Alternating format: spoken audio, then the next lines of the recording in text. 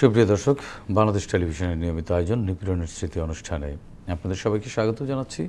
আপনাদের সঙ্গে আছে আমি সাঈদ খান। মোহাম্মদ মোখলেসিন নারায়ণগঞ্জের ফতুল্লা উপজেলার রাজাপুর গ্রামে জন্ম এই যুবকের। জীবিকার তাগিদে মুন্সিগঞ্জে একটি ছোট্ট ব্যবসায় জড়িত ছিলেন আগে থেকেই। ২৪-এর ছাত্র জনতার আন্দোলন শুরু হলে তাতে সমর্থন দেন তিনি। স্থানীয়ভাবে আন্দোলনে সক্রিয় মোখলেসিন মার্চ ফর ঢাকা কর্মসূচিতে অংশ নিয়ে চলে আসেন ঢাকার চানখারপুলে। সেখানে পুলিশের গুলিতে গুরুতর আহত হন তিনি। গুলি তার পিঠ দিয়ে ঢুকে ফুসফুস ভেদ করে বেরিয়ে যায়। আমরা শুনব সেসব কথা মোখলেসিনের মুখ থেকেই। মোখলেসিন, আপনাকে স্বাগত জানাচ্ছি আমাদের আজকের আয়োজনে। প্রিয় দর্শক, মূল আলোচনায় যাওয়ার আগে আমরা মোখলেসিনের উপর নির্মিত একটি ছোট্ট প্রতিবেদন দেখে নেব।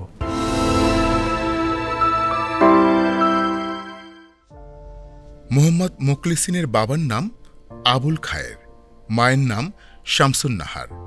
নারায়ণগঞ্জের ফতুল্লা থানার রাজাপুর গ্রামে তার জন্ম। ৩ ভাই বোনের মধ্যে মোখলেসিন ছিলেন সবার বড়। ব্যক্তিগত জীবনে বিবাহিত মোখলেসিন।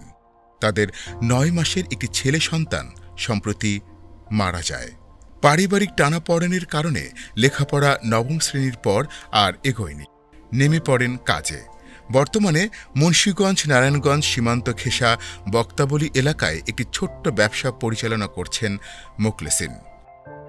২৪-এর বৈষম্য বিরোধী আন্দোলনের শুরু থেকেই নারায়ণগঞ্জের রাজপথে ছিলেন মোখলেসিন। প্রতিদিন এলাকার ছাত্র জনতাকে নিয়ে পুলিশ ও আওয়ামী সন্ত্রাসীদের মোকাবেলা করেছেন তারা। এরপর আসে মার্চ ফর ঢাকা কর্মসূচির ডাক। সেই ডাকে সাড়া দিয়ে ৫ আগস্ট সকালেই রাজধানীতে প্রবেশ করেন তারা। ১০ থেকে ১৫ জনের ছোট্ট সেই দলটি চানখারপুল এলাকায় পুলিশের প্রতিরোধের মুখে পড়ে। এ সময় পুলিশের গুলিতে তার সহযোদ্ধাদের ভেতর থেকে ২ জন মারা যায়। গুলিতে গুরুতর আহত হন মোখলেসিন। হাসিনার খুনি পুলিশের গুলি তার বুক দিয়ে ঢুকে ফুসফুস ভেদ হয়ে বেরিয়ে যায় পিঠ দিয়ে। প্রতিবেদনটি দেখলাম, এবার শুনব মোখলেসিনের মুখ থেকেই বিস্তারিত কি ঘটেছিল সেদিন। মোখলেসিন, আপনি তো ছাত্র জনতার আন্দোলন, সেই আন্দোলনে অংশ নিয়েছিলেন। আপনি ছাত্র না, আপনি একজন, এবং রাজনীতিও করেন না যতদূর জানি। তো আপনি একজন ব্যবসায়ী, ক্ষুদ্র ব্যবসায়ী হয়েও এই আন্দোলনে অংশ নিলেন তো নিলেন, আবার মার্চ ফর ঢাকা কর্মসূচিতে আসলেন। কেন, কোন তাগিদে এই আন্দোলনে অংশ নিলেন এবং কি ঘটেছিল আসলে আপনার সাথে? যে আমরা আসলে মূলত এই ২ তারিখ, ১ তারিখ, ৩ তারিখ মোটামুটি সব জায়গায় আমরা আন্দোলনে শরিক ছিলাম। নারায়ণগঞ্জে, কাশপুর, সাইনবোর্ডে, তারপর সর্বশেষ ৫ তারিখে যখন আসা লাগবো তখন আমরা জানলাম যে আমাদের এই ছিল যে ৬ তারিখ আসবে। আপনাদের কি প্রোগ্রামে আসার জন্য কারা বলেছিল? যেমন বন্ধু বান্ধব ছিল। বন্ধু বান্ধব বলতে আমরা ৮-১০ জন একসাথে একটা কথা বলি বা এক জায়গায় বসলাম যে আমরা সবাই, যেহেতু ছাত্ররা নামছে, সব অনেকেই মারধর চলতেছে, তা আমাদের যাওয়া উচিত, এটা মনে করেই আমরা আসার জন্য একটা প্রস্তুতি নিলাম। ৩ তারিখে গেছি, তারপর ৪ তারিখে আপনার নারায়ণগঞ্জে গেছি চাষারায়। তারপর এক সময় ভাবলাম যে ৬ তারিখে নাকি ঢাকায় আসবো, সবাই ৬ তারিখে সব মানুষ নামবো। তো আমরা চিন্তা করলাম, পরে খবর পেলাম যে না, ৫ তারিখে সবাই ঢাকা যাইব। ৫ তারিখে যেমন ঢাকার জন্য সকালবেলা রওনা দিলাম। মা বলতেছে আজকে তো নাকি অনেক পুলিশ থাকবো, যাওয়ার দরকার নেই। আমি বলতেছি যে না, যাওয়া লাগবে, বন্ধু বান্ধব যাইবো, আমার যাওয়া লাগবে, না গেলে হইব না, কপালে যা থাকে তাই হইব, সবাই যেহেতু রাস্তায় নামবো আমরা যাব। এই কথা বলার পরে সবাই যখন আসলাম, দেখি শুনলাম যে নারায়ণগঞ্জের রাস্তাঘাট বন্ধ। সকাল ৮টার মধ্যে শুনছি ওইদিকে রাস্তা বন্ধ, পুলিশ অনেক বেশি পুলিশ। তখন আমরা আসলে সবাই চিন্তা করলাম মোল্লাবাজার দিয়া আপনার কদমতলি হয়ে বাবুবাজার দিয়ে ঢাকা ঢুকতে দিব। তো আসলাম, একটা রিক্সা করে আসছি মোল্লাবাজার পর্যন্ত, ওইখান থেকে সিএনজি কদমতলি আসছি। আসার পরে দেখলাম অনেক পুলিশ এখানে, মানে ব্রিজে উঠতে দেয় না। তো ব্রিজের পাশে আবার অনেক লোকজন, কেউ রামদা, কেউ বগি, কেউ মানে সিস্টেম নিয়ে সবাই দাঁড়ানো। আমরা আসার চেষ্টা করলে বলো ওই পাশে যাওয়া যাইব না। তো আমি একটু বললাম যে না, আমরা তো কাজ করি, আজকে ছুটি, সব বন্ধ, এই জন্য ওই পাশে যাই, দেখি কি আছে। বলো না, যাওয়া যাইব না। আমরা হাঁটতে হাঁটতে তেলঘাটে আসলাম। আলম মার্কেট তেলঘাটে আসার পরে নৌকায় পার হয়েছি। তিনজন। তো শাহিন, রাসেল, আমি, আর সবাই অন্যান্য দিকে চলে গেছে। তো আমরা তিনজন একসাথে ছিলাম। আসার পরে আমরা ওই পার হয়েছি, পুলিশ আটকাইছে। কোন জায়গাটায়? এটা হচ্ছে আপনার বাদামতলি। বাদামতলী। তো পুলিশ জিজ্ঞেস করতে কই যাইবা, বললাম যে আমরা আড়তে যাবো, ফলের আড়তে যেতে চাই। তো আর কিছু বলেন নাই। ওই দিয়ে হাঁটতে হাঁটতে তাঁতি বাজার হইয়া নাজিমুদ্দিন রোড দিয়ে চানখার বলে ঢুকছি। ঢুকার পরে অনেক গুলির শব্দ পাইতেছিলাম। তখন সবাই দাঁড়াইছি, কিছুক্ষণ দাঁড়াইলাম। দাঁড়াইলে কোন জায়গাটায় দাঁড়ানো এটা হচ্ছে ছিলেন? আপনার নাজিমুদ্দিন রোড, মিতালি বেকারির সামনে। ওখানে দাঁড়ানো ছিলেন? ওখানে অনেকক্ষণ দাঁড়ানো ছিলাম। পরে দেখি অনেকের গুলি বিদ্ধ সবারই নিয়ে আসতেছে। তখন আস্তে আস্তে আমরা আগে এলাম, চানখার আবারও সামনে গেলেন? সামনে আগে এলাম। দেখি চানখার বলে আসার পরে অনেক ককটেল, তারপরে গুলির শব্দ পাইতেছিলাম। এরপরে আমরা যখন দাঁড়াইছি, মানে আপনার তিন বন্ধু একসাথেই তিন আছেন? বন্ধু একসাথে ছিলাম। তো একজন ওই পিছনে রয়ে গেছে, ভয়ে সামনে ভয়ে আসতেছে সামনে না। আসেনি। তো আমি আর ওই আমার সাথে এক বন্ধু আছে, ওই শাহিন, যে আসছে, ও দুজন আমরা সামনে আসছি। আসার পরে ওই পাঁচতলা থেকে ইট ফলাইতেছে যাতে আমরা এগুলো দিয়ে ঢিলাইতে পারি আর কি। পাঁচতলা থেকে ইট ফেলছে কারা? মহিলা, অনেক মহিলারা বাড়ির হেল্প মহিলা। করতেছে, যে চাকা মারার জন্য যেমন কিছু ইট পাটকেল দিতেছিল। তো সবাই নিয়ে ঢিলাইতেছে। এর মধ্যে মোটামুটি প্রায় 1 ঘন্টা যাওয়ার পরে একটা সেনাবাহিনী গাড়ি আসছে। তা আমরা গ্রামের ছেলে পেলে ঢিলাইতে পারি। অনেকক্ষণ ঢিলাইতে পরে দেখলাম এক সেনাবাহিনী গাড়ি আসছে। তো সবাই ভয়ে দূরে সরে গেছে।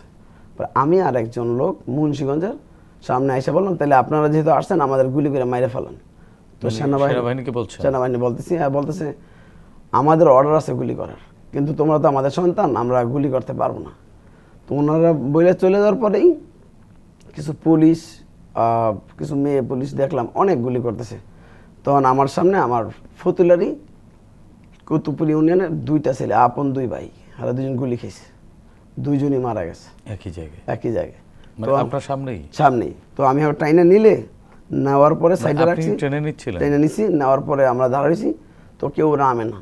তো আমি আবার সামনে দাঁড়ায়, কি মারা গেছে আপনি বুঝতে পেরেছিলেন? হ্যাঁ, সামনেই মারা গেছে। আচ্ছা। ওই সময় আর লাশ নড়াচড়া করে নেই, কিন্তু অন্য লোকেরা নিয়ে গেছে, মিটফুটে নিয়ে গেছিল। তো আমরা সামনেই ছিলাম। প্রায় 20 থেকে 25 মিনিট পর এই যেমন ঢিলা দেয়, গুলি করতেছে, কেউ লাশ পড়তেছে, এরকম একটা পরিবেশে হঠাৎ করে যেমন আমরা আস্তে আস্তে মানুষ সবাই নাইমে আসছে। নাইমা যখন সামনে গেছে, আমি আবার একেবারে সামনে ছিলাম। তো আমার সাথে ডান পাশে একজন ছিল, হ্যাঁ গুলি লাগছে।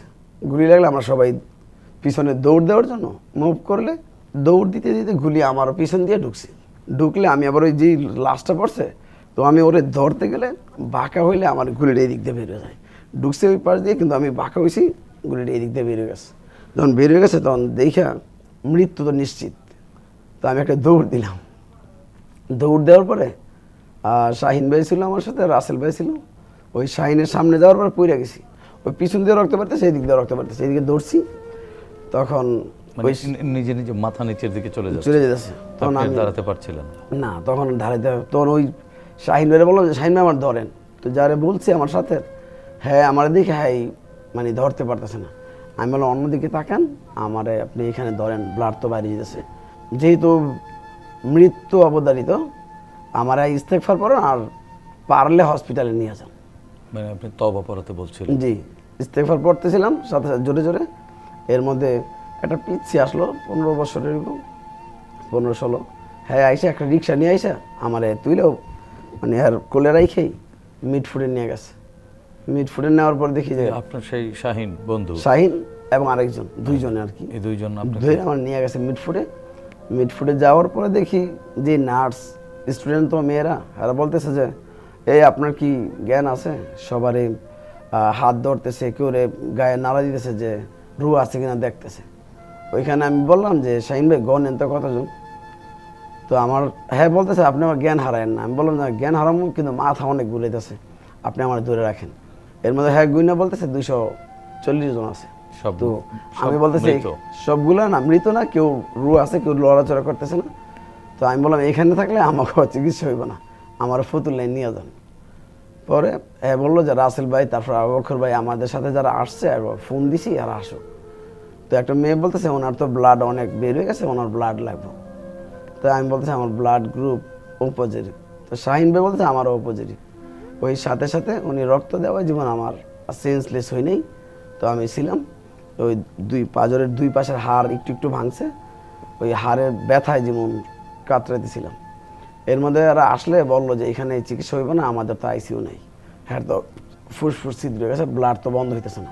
পরে আমার ওইখান থেকে নিয়ে গেছে আপনার ইসলামী হসপিটালে, ওইখানে ডাক্তার নাই, একটা অ্যাম্বুলেন্স আনছে যাতে অক্সিজেন দেওয়া যায়, ওই উনি নিয়ে গেল আপনার ইসলামী হসপিটালে, বলতেছে ডাক্তার তো নাই, পুলিশ আসছিল, ডাক্তাররা ভয়ে চলে গেছে। পরে ওইখান থেকে বললো যে তাইলে প্রাইভেট ক্লিনিকে নিয়ে যান, ওইখানে এক ডাক্তার বলতেছে আমাদের এখন তো এখানে কোনো ব্যবস্থা নেই। তো যে অ্যাম্বুলেন্স চালাইতো ড্রাইভার, উনি বলছে যে তাহলে অরোরা হসপিটাল কাছে আছে, এখানে নিয়ে যান। তো অরোরা হসপিটালে নিয়ে গেলে ওনারা বলতেছিল যে হয় এখানে সিট খালি আছে। ওনারা ভাবছে আমি সেন্সলেস, বলতেছে ওনার বয়স কত কি, আমি বললাম যে আমার বয়স 36-37 চলে, নাম টাম বললাম। এতক্ষণে আপনার বাড়িতে আপনার মা বাবা এরা খবর পায়নি? তো খবর পাইনি বলতে আমি ফোন করছিলাম, ফোন আমার সাথে ছিল, আমি ফোন দিয়ে আমার বিবি আছে ওনারা বললাম যে আমার এক বন্ধু গুলি খেয়েছে, আমি তো আজকে আসতে পারতাম না, আমার থাকা লাগবে, আমি কাল নিজের গুলিবিদ্ধ হওয়ার কথা বলেন না, এটা আমি বাড়িতে বলিনি। আপনার স্ত্রীকে বলেননি? না।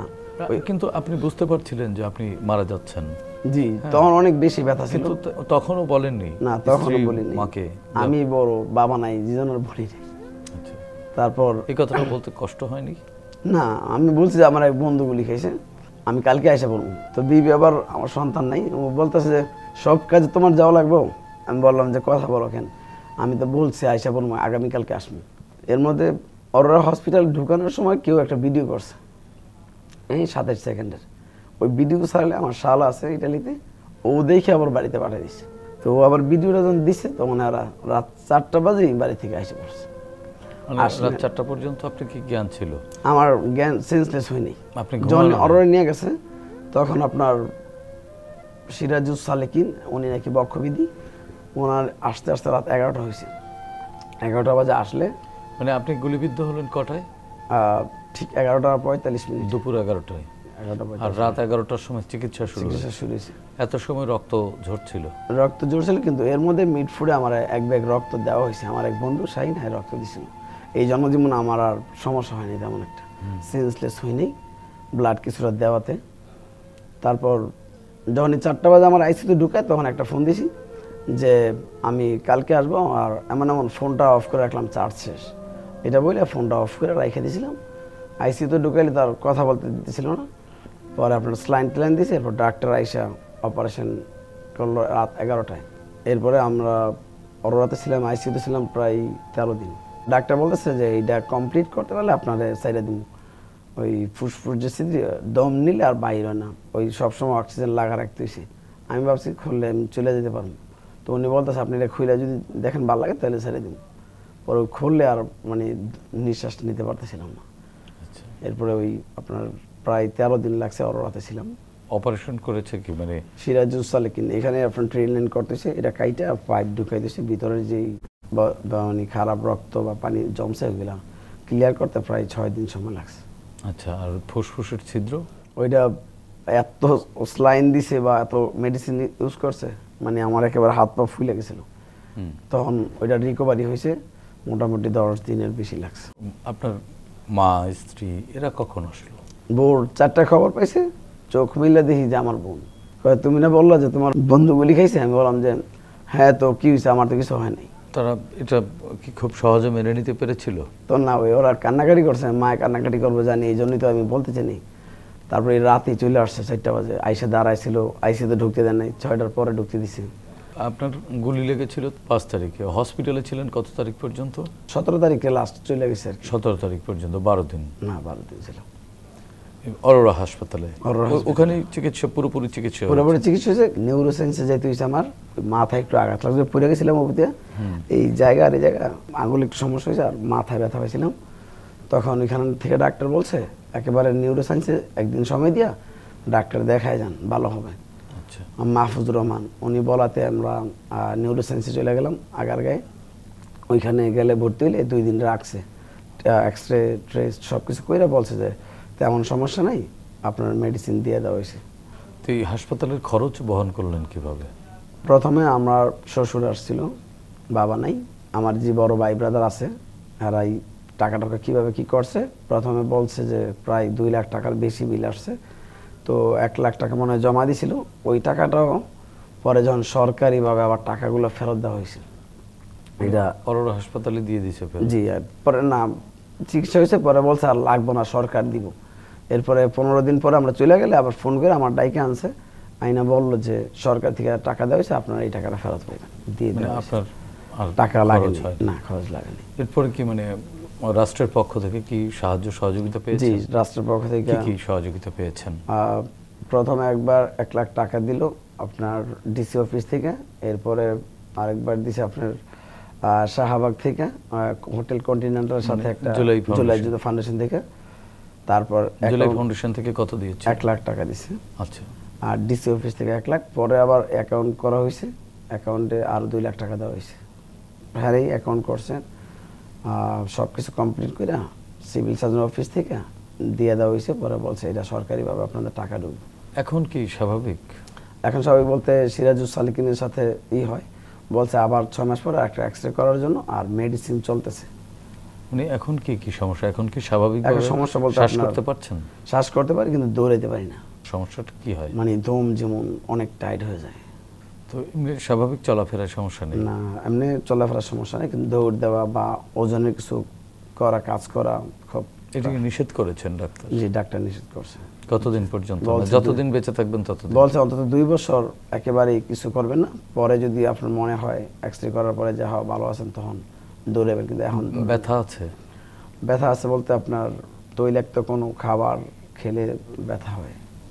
বলছে তেলের কোনো খাবার খাওয়া যাবে। ক্ষত তো রয়ে গেছে? জি, ক্ষত তো আছে। আয়নায় দেখেছেন নিজের বুকটা? বুক তো এইভাবে দেখা যায়, কিন্তু পিছনেরটা ওই মোবাইলে ছবি তুলে দেখছি আর কি। পিছনেরটা একটু বড় দাগ হয়ে গেছে, যে গুলিটা ঢুকছে ওইখানে। এটা কি মানেন আপনি? না মানলে কি করা, মানতে তো হবে। ভয় পেয়েছিলেন? না, আমি ভয় পাইনি। নিজের ছবি নিজে দেখে? না, তেমন ভয় পাইনি। প্রথমবার যখন দেখলেন? প্রথমবার দেখলে ভয় পাইনি। আমি তো ভাবছি যখন গুলি লাগছে যে ইস্তেগফার পড়ে মারাই যে আমার সমস্যা নেই। মানে আলহামদুলিল্লাহ আল্লাহ যা করে প্রস্তুত ছিলাম, যে কারণ পুরো দেশ বাঁচানোর জন্য 2-4টা লাশ পড়লো, সমস্যা ছিল না, এটা মনে করি। মানে আমরা সেই লাশের সারিতে আপনার নিজের লাশ আমি থাকতে পারত, এটা প্রস্তুত ছিলেন? জি। এক প্রকার তো তাহলে তো আপনি তওবা পরে মৃত্যুর জন্য প্রস্তুত নিয়েছিলেন, বেঁচে গেলেন। আল্লাহ নতুন জীবন। জি, এটা তো নতুন জীবন, তাই না? হায়াত ছিল, বেঁচে গেছি। নতুন এই জীবনের স্বপ্ন তো একটা ছিল যে শেখ হাসিনা পালিয়েছে, ফ্যাসিস্ট পালিয়েছে, আপনি তো মারা যেতে পারতেন। যে নতুন ভাবে বেঁচে আছেন যে দেশটায়, সেই দেশটা কি ভালো আছে? দেশটা যতটুকু আশা করছিলাম এরকম ভালো নাই। কেমন বাংলাদেশ চান আসলে? এখন দেখতেছি যেরকম বাংলাদেশ চাই, যে আমরা মনে হয় যে ইসলাম থাকবো শতভাগ, এর মধ্যে অবশ্যই আপনার সংসদ বা মানুষ চলাফেরা সবকিছু মানে একেবারে নিউট্রাল থাকবো, যে না কেউ কারো কোনো ক্ষতি নাই, কোনো সমস্যা নাই, এরকম থাকবো। আপনি কি মামলা করেছিলেন? জি, মামলা করেছিলাম। আপনার মামলার আসামি করেছিলেন কাউকে? হ্যাঁ, স্বরাষ্ট্রমন্ত্রী কামাল, হাসানুল হক ইনু, ডিবি হারুন, বিপ্লব কুমার, 9 জন মানে বড় পর্যায়ের। এর মধ্যে আবার কিছু কিছু নেতাও দেওয়া হয়েছে যারা ইস্যুতে বেশি দাঙ্গা হাঙ্গামা করছে। প্রায় 66 জন মামলা করা হয়েছে। এই মামলায় আসামিরা কি গ্রেপ্তার হয়েছে? একজন মনে হয় গ্রেফতার করছে, আর সবাই তো মনে পলাতক। সাধারণ যেই আওয়ামী লীগ একজন মুন্সিগঞ্জ না কোন জায়গার জানি, ওই আমাদের বংশাল থানার ইন্সপেক্টর আশরাফ ভাই বলছে যে একজন লোক অ্যারেস্ট হয়েছে, আপনার আশা লাগবে। আমি বললাম আশা লাগবো কে, তাইলে তো এই আমার জন্য কষ্টদায়ক, সমস্যা হইব। বললো যে না আশা লাগবো আপনার, নাইলে হইতেছে না। আপনি কি জীবনের ঝুঁকি মনে করেন কিনা? অনেকে বলে যে পরবর্তী সমস্যা হইব। বললাম পুলিশের সামনে মরার জন্য প্রস্তুত ছিলাম, আর পরবর্তী সমস্যা হইলে কি? আমি তো অনলিগেল কোনো কিছু করিনি। সংসার চলছে কেমনে? কাজ তো করতে পারছেন না। দোকানদারি করতেছি মোটামুটি, আলহামদুলিল্লাহ করতে পারতেছি। মাল টাল কিনতে গেলে যেমন কম নিয়ে আসতে হয়, ওইভাবে আনি। সাথে একটা পিসি নিয়ে যাই, ছোট ভাই আছে, মাঝে মধ্যে হেল্প করে। দোকানদারি করতে তেমন সমস্যা হয় না। ওই বসলে সমস্যা হয়, একটু চেয়ার টেয়ারে বসলে ঠিক আছে। রাষ্ট্রের তালিকায় আপনার নাম আছে, তাই না, জুলাই যোদ্ধা হিসেবে। যখন একলা হন তখন কখনো মন খারাপ হয় না ভালো লাগে যে দেশের জন্য কিছু করতে পেরেছেন? না, আলহামদুলিল্লাহ এই বিষয়টা ভালো লাগে যে অন্তত স্বৈরাচার তো নাই হিসাবে। সেটা আগে তো আলেম ওলামারও মানে ছাড় দেয়নি, আলেম ওলামা যারা ছিল এদেরকে ছাড় দেয়নি। আমার হিসাব ছিল যারা রাজনৈতিক তাদের সমস্যা করুক, যেমন দেলোয়ার হোসেন সাইদি, আমির হামজা, কিছু কিছু মাওলানা যারা ভালো লোক তাদের কিন্তু মানে নির্যাতিত বা নিষ্পেষিত, তারা তো জেলে ছিল। এই বিষয়টা সবচেয়ে বেশি এখন ভালো লাগে এই বিষয় যে আলেম ওলামা তো সবাই মুক্ত, আমরা এখন মুক্ত। ভবিষ্যৎ চিন্তা কি? ভবিষ্যৎ চিন্তা এখন শুধু একটাই যে আখিরাতের জন্য কোনো কিছু করা। দুনিয়া যেরকমই হোক আলহামদুলিল্লাহ, আল্লাহ যেভাবে নিতেছে টাইম তো স্পেন্ড হয়ে যেতেছে, সমস্যা নেই। আমি আমার মনে হয় যে আমি তো মনে হয় আগামীকালকে থাকবো কিনা জানি না, নামাজ পড়ার পরেই এই কথা মনে হয় যে কাল মনে হয় না যে আর বাঁচবো। সো নামাজ বা আখিরাতের জন্য কোনো কিছু করার জন্যই চেষ্টা, দুনিয়াবি চিন্তা এখন আমার মাথায় নাই। ধন্যবাদ মোখলেসিন আপনাকে। প্রিয় দর্শক, শেখ হাসিনা সময়ের স্রোতে হারিয়ে যাওয়া ঘৃণিত স্বৈরাচারের নাম, যিনি নিজের ক্ষমতাকে দীর্ঘস্থায়ী করতে বিরোধী রাজনৈতিক কর্মীদের উপরে চালিয়েছিলেন নিপীড়ন। তার এই নিপীড়ন পৃথিবীর বহু স্বৈরাচারের রক্ত নদীকে করেছে ম্লান, গড়েছে নির্মমতার নতুন রেকর্ড। মোখলেসিন নিতান্তই একজন সাদাসিধে যুবক, ছাত্র জনতার যৌক্তিক আন্দোলনে সংহতি প্রকাশ করে যিনি নেমেছিলেন রাজপথে। কিন্তু হাসিনার পুলিশ তাকে হত্যার উদ্দেশ্যে গুলি করে সেদিন। তবে ভাগ্য সহায়, এখনও বেঁচে আছেন মোখলেসিন। আমরা চাই তাকে যারা গুলি করেছিল তাদের বিচার হোক, যারা গুলি করতে হুকুম করেছিল তাদেরও বিচার হোক, প্রচলিত আইনে সর্বোচ্চ সাজা হোক এসব খুনিদের। দর্শক, এই অনুষ্ঠানে চাইলে আপনিও যোগ দিতে পারেন। আমাদের ইমেল nipironsriti.btv@gmail.com-এ পাঠাতে পারেন আপনার সঙ্গে ঘটে যাওয়া যে কোনো নিপীড়নের ঘটনা। আগামীতে বাংলাদেশ টেলিভিশনের মাধ্যমে আমরা সেগুলো তুলে ধরব। সে পর্যন্ত সবাই ভালো থাকুন, সুস্থ থাকুন, বাংলাদেশ টেলিভিশনের সঙ্গেই থাকুন। খোদা হাফেজ।